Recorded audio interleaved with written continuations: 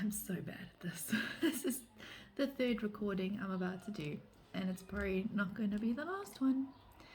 My name is Bronwyn. This is our YouTube channel, Impromptu Immigrants, and I'd like to welcome you and thank you so much for watching. This channel is going to be about our lives here in Ireland as South Africans, as immigrants,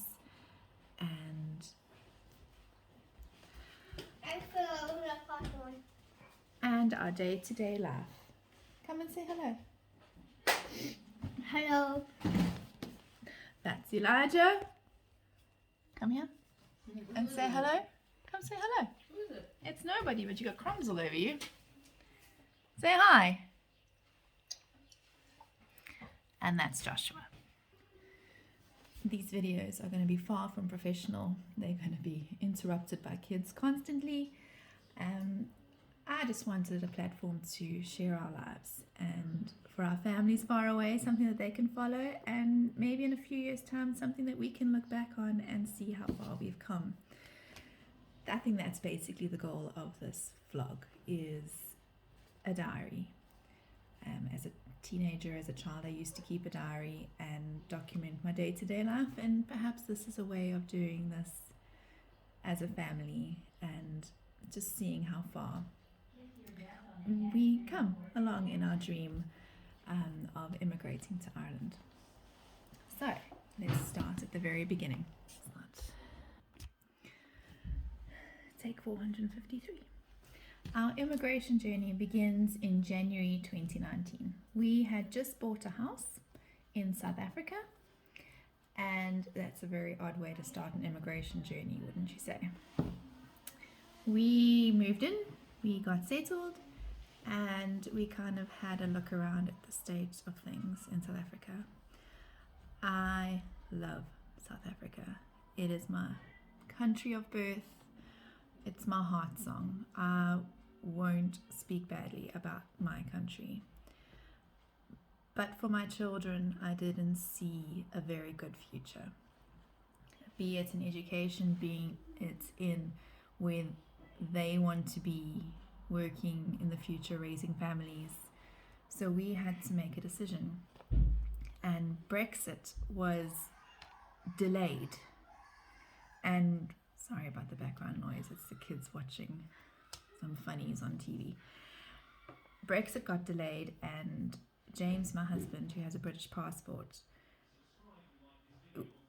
we were sort of caught on the fence, having just bought a house, having just moved in, and having this little window to get into the UK or into Ireland. Now, to get into the UK, James would have to go first, and myself and the kids could follow once he'd gotten a job and once he was earning above a certain threshold. The visa costs were astronomical, and we just wouldn't have been able to raise that amount of money, having just put so much money into buying a house.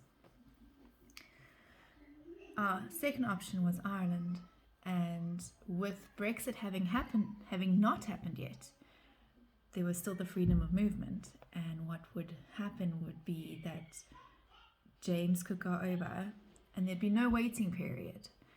We could go over with him, but it just made more sense for him to go over and settle things for us and find us a place to live and find a job and everything. So, and there were no visa costs.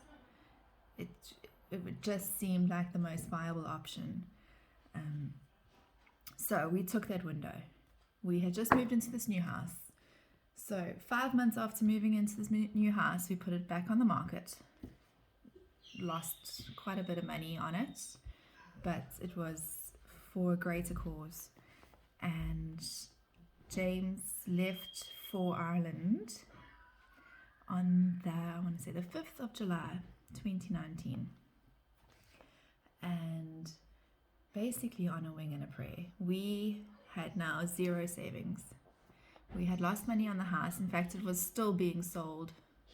So we were still paying mortgage on a house that we no longer were living in. I moved in with my parents just to help with costs a bit. And I carried on working just to bring in an income. James flew over to Ireland, and we basically had 200 euros for him in his pocket to live off, and that was it. That was our wing and a prayer. That was our big faith move. It really was a leap of faith. And basically from there, his sister knew somebody in Ireland, and this person offered James a room and a place to stay for free. And so James went and stayed with this friend. He found himself a job after a few weeks.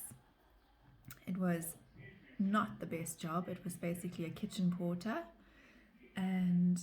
but it paid money, and you know what, beggars aren't going to be choosers, and we were very happy with this. Sorry, another interruption. Where was I? Yeah, basically the job that he got was just such an answer for us, and it got him settled, and it got us that one step closer to coming through to Ireland. I need to put in here that the amount of paperwork we needed to do was astronomical.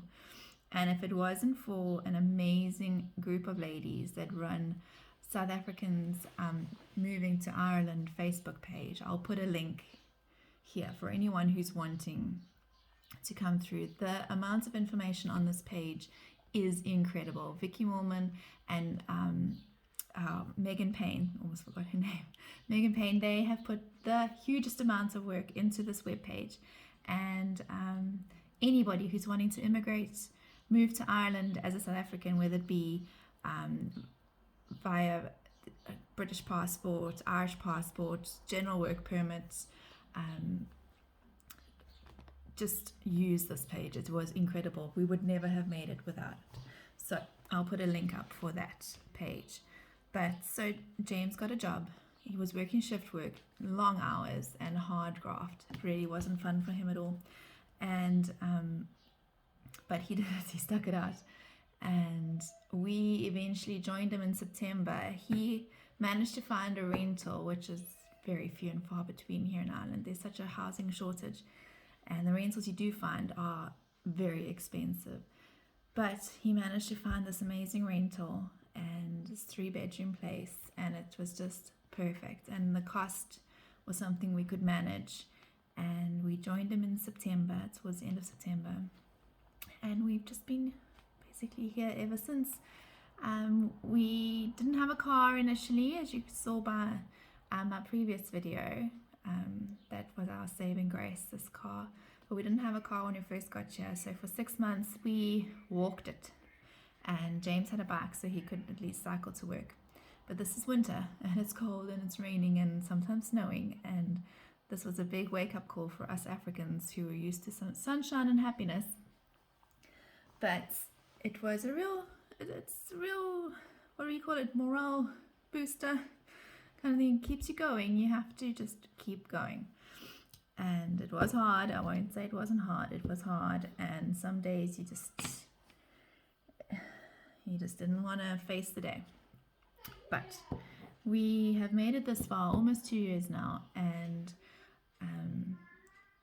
it's been quite a journey. So basically that's just how we got here, and from this point onwards will basically be our day-to-day lives here, how Ireland has treated us, what we've learned, the things we see.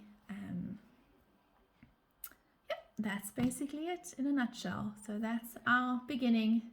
Please join us for our journey.